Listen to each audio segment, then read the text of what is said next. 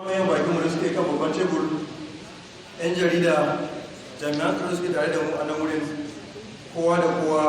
assalamu alaikum wa rahmatullah. Ina mai farawa da godiya ga jama'a jihar Sokoto, musamman ƙungiyoyi da ɗaiɗaiku wurin tabbatar da kuma ba mu goyon baya a matsayin zamowa zababbi waɗanda za su wakilci ko jagorantar jihar Sokoto a matakin majalisar matasa.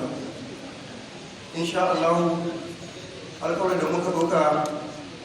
lokacin neman goyon baya su ne muka haɗu a wannan wuri domin ganin cewa an ɗau hanya tare da haɗin kan kowa da kowa wurin tabbatar su da yadda Allah. Na biyu kuma ba za a taɓa samun kyakkyawar al'umma ba ko kuma ba za a taɓa samun kyakkyawan tarihi ba na ci gaba da ƙasarmu take a yau ba tare da tunawa da gudunmuwar ƙungiyoyi ba, wanda kowa ya sani daga samun incin kai zuwa yau ƙungiyoyi a Najeriya ko amma duniya gabaki ɗaya sun ba da gudunmuwa mai yawa wurin ganin cewa al'umma ta samu ci gaba ta hanyoyi daban-daban. Alal misali, mun sani cewa ƙungiyoyi sun ba da gudunmuwa wurin tabbatuwar tsaftar muhalli, ƙungiyoyi sun ba da gudunmuwa wurin al'amarin wayar da kai, ƙungiyoyi sun ba da gudunmuwa wurin ba da tallafin lafiya ta hanyar magunguna, shiga birni da ƙauye wurin ganin cewa wayar da kan jama'a. Ƙungiyoyi su ne ma farkon waɗanda suka zama jam'iyyun siyasa domin tabbatar shugabanci ta hanyar demokradiyya a Najeriya, wanda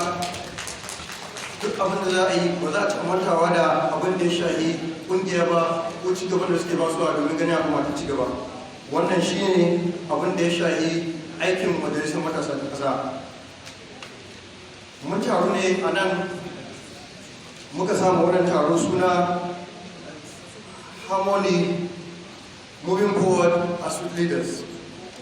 Ma'ana ya za a yi mu haɗu wurin ganin cewa mun haɗa kai a ƙungiyoyi a matsayin shugabanni a matsayin jagori na matasa domin ganin cewa mun samu ci gaba da jiharmu da ma ƙasa baki ɗaya. Abin da nake gani a nan shine ƙarƙashin wannan jagoranci namu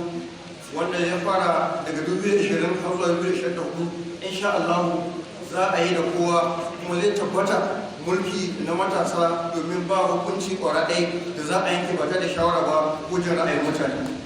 wanda shi ne abin da ya fara wannan na farko kenan. Haka kuma a matsayinmu na musulmi a yankin arewa wanda kowane munan ba bako bane da irin abubuwan da muke ciki yau da gobe na abin da ya shafi sha'anin tsaro, na abin da ya shafi ɓarɓarar ilimi, to abu ne wanda ba ma sai an ce dan arewa ba ko musulmi ya haɗa kan yawa. Amma dai duk da haka nan kira da faɗakarwa ba su yawa. Wannan yana daga cikin abin da ya sa kuma ƙara ganin cewa tun da haƙuwa yana aikin shi can wuri daban-daban wurin ganin cewa ana ba da gudunmawa, to it's high time da za mu haɗu wurin ganin cewa da ƙungiya kaza da ƙungiya kaza sun haɗu wurin ganin cewa ci gaba na ne ake ma. Akwai wani ƙaramin misali zan ba mu yanzu wanda kusan mafi akasari in alakanta abin da ya shafi ƙungiyar da siyasa sai haga shugabanni ko 'yan siyasa suna ganin cewa kamar ana yin ƙungiyar domin wani siyasa. Wasu su na ganin cewa ƙungiyoyi ba su da matasiri sai abin da ya shafi lokacin siyasa, wanda ba haka nan bane. Amma dai wake ɗaya mai bata iri ya ce, wanda kusan mun sani wasu ana yin su domin wannan manufa, amma dai yana da tabbacin masu manufa alheri kuma masu manufa ba da ci gaba su suka fi yawa.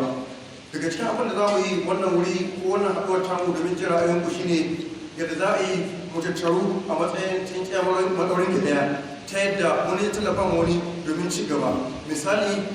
muna 21st century yanzu, abubuwan da muke yi da hanyoyin da muke gudanar da su an wuce lokacinsu. Misali ya kamata a ce muna amfani da canji ta yadda za mu gudanar da rayuwarmu da sauran abubuwa makamantan wannan. Abin da nake gani shine mu kalli inda duniya ta sa gaba ta hanyar kimiyya da fasaha, ta hanyar shugabanci kai ne da kuma jagoranci. Misali akwai bambanci tsakanin demokradiyya da siyasa, amma ga ɗan arewa ko ga ɗan Najeriya kusan abu guda suke, wanda kyakkyawan shugabanci shi ka kai mu baya, shi ka mai shi kowane ɗayan mataki in ba mu yi hantara. Haka kuma abin da nake gani shine daga cikin wannan tattaunawa da zamu yi ya kamata mu kula da hanyoyi wanda za mu samu takamaiman kundi wanda ga shehu shi ne kungiyoyin matasa.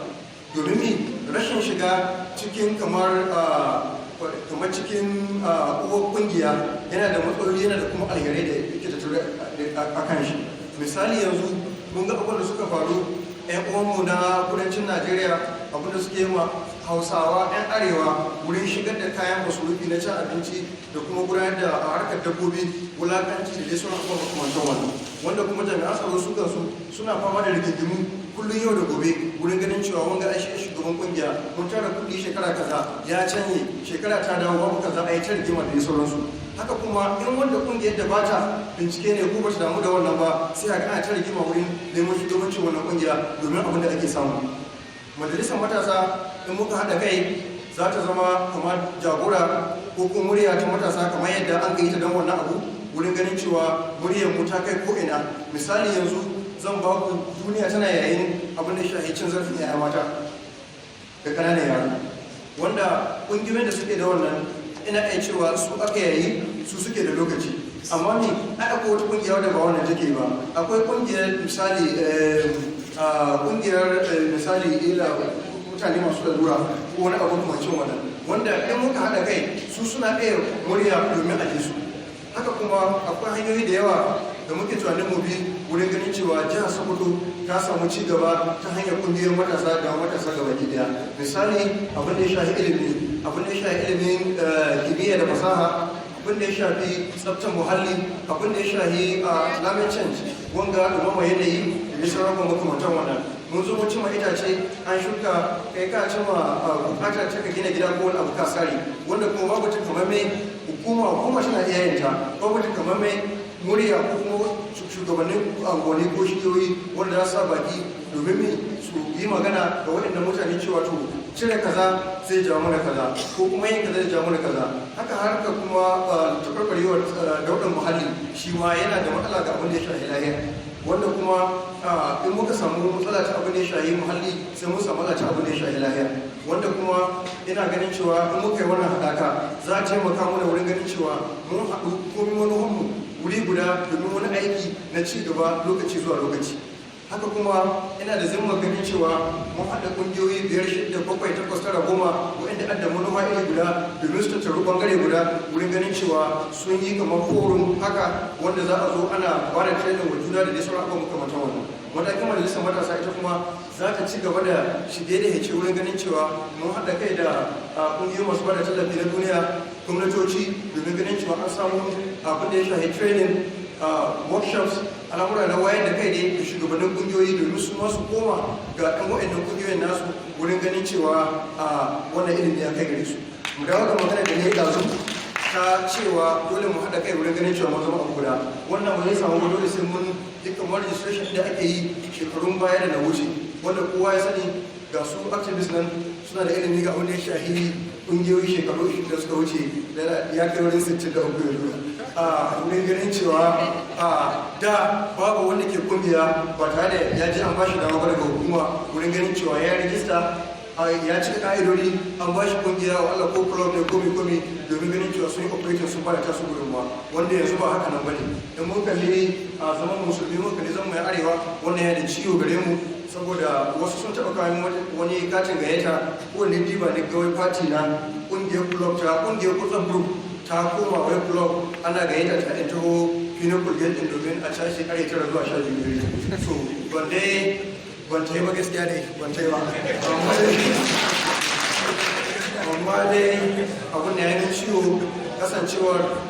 kungiyar musulmi ce, 'ya'yan musulmi ne, kuma ina tabbacin dukkan su babu mai aure cikinsu ko wanda ta mallaki hankalin da bula ce wata tana da wani yanci wanda za ta zama kata, suna da uwaye suna kwana gida da yansu mai sauran makamata wannan. In kuka ba mu haɗin kai muka dawo da wannan registration din zai taimaka muna tare da ma'aikatan matasa da wasanni ta jihar Sokoto da gwamnatin jihar Sokoto domin da jami'an tsaro na DSS, police da dai sauransu domin ganin cewa mun tarar da abin da muke so mu samu na kamar control na abin da ya shahi buɗe ƙungiyoyi, yin su barkatai da kuma matsalar da muka fesin a matsayinmu na 'yan ƙungiya wurin ganin cewa kai da mutum da siyasa an yi ta na domin 2023 ko an yi ta ne domin 20 wani abu, wanda kuma Allah ya sani akwai masu manowa kyakkyau wanda suke bada gudunmuwa. Haka yan mawa kuma bangaren kuma kungiyoyin da ke bada gudunmuwa ga tattalin arziki na jihar Sokoto ƙungiyoyin 'yan kasuwa haka su ma suna ba da gudunmuwa kwarai da gaske wurin ganin cewa jihar Sokoto ta ci gaba. Abubuwa ne wanda ya kamata mu jawo juna da jiki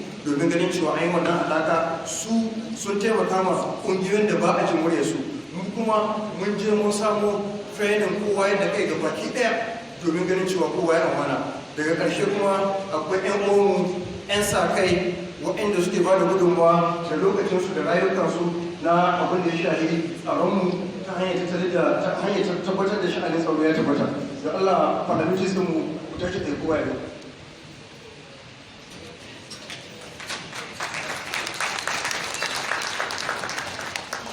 Wayan da gani shugabannin matasa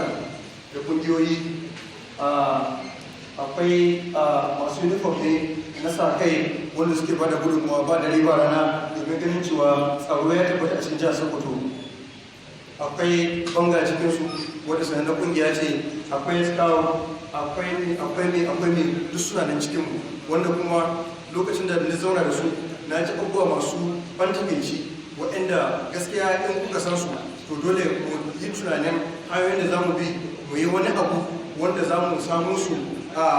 kamar tallafi domin ganin cewa sun bada wannan gudunmuwa. Yanzu ba zan ce tsaro ya koyi ba, amma dai ne yana cikin matsalolin da muke fuskanta yanzu a halinmu na arewa, wanda especially nan jihar Sokoto ta gabas. Misali yanzu yau a kashe wannan, gobe a doke wancan, jibi a doke wannan, mutanen nan suna nan ƙarƙashinsu akwai masu bada gudunmuwa kyauta har abin da ya kai 3,000 da wani abu. Kowane su ke sai maka na uniform kuma suka yi rijista da majalisar matasa shekaru da yawa, ƙila ma tun a yi wasu cikin ruwa, amma yanzu sun koma ba a jin su, sun koma ba a damu da su ba, sun koma ana ganin su wasu iri da can daban. Da haka ina amfani da wannan dama kira gare mu da foundation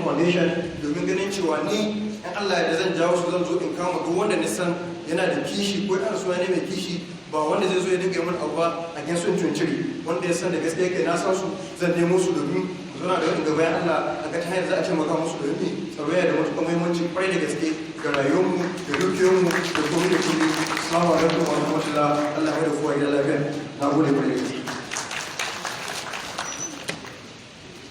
Wa alaikum salam wa rahmatullahi ta'ala wa barakatuh. Shugaban majalisar matasa kenan na kasar jihar Sokoto ambassador Abu Abubakar. Amma ina shawartar shugaban majalisar matasa next time idan waɗannan yaran suka gayyace ka tafi. Saurara akwai dalili. Akwai wata kungiya ta irin ta da ake kira Magana Top Guys. Sun taɓa gayyata ta